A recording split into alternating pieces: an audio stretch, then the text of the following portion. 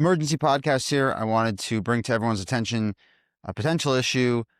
Josh Boone of blessed memory lost his life in the past 24 hours. He'd served over 725 days in reserves in the Israeli army, a lone soldier from Idaho, battled a lot of demons in the last couple of months as a result of his army service and his dedication to the state of Israel.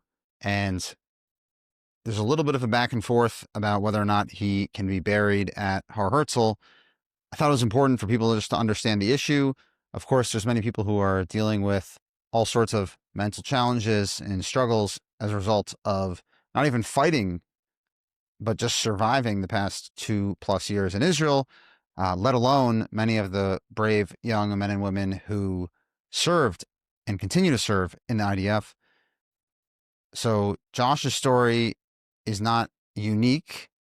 Unfortunately, there's many people battling these demons, but unfortunately, he did not make it, and many of his friends are trying to ensure that he can be buried at Har Herzl.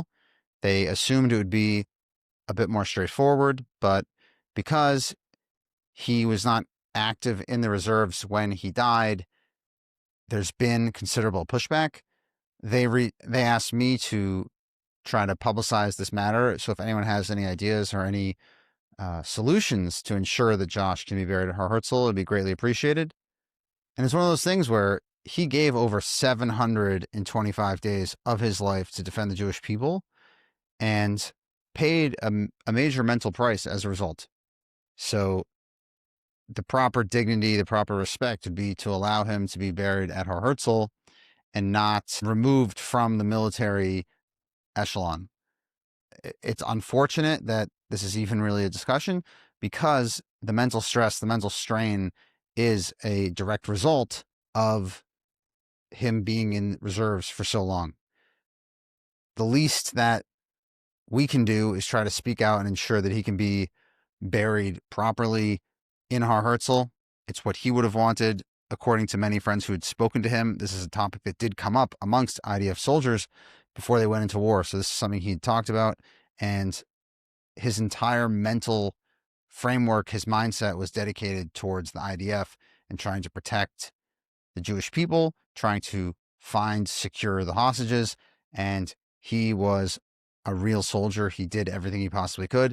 The least that the state of Israel can do is ensure that he's buried at Har Herzl with other heroes that gave their lives for the Jewish people.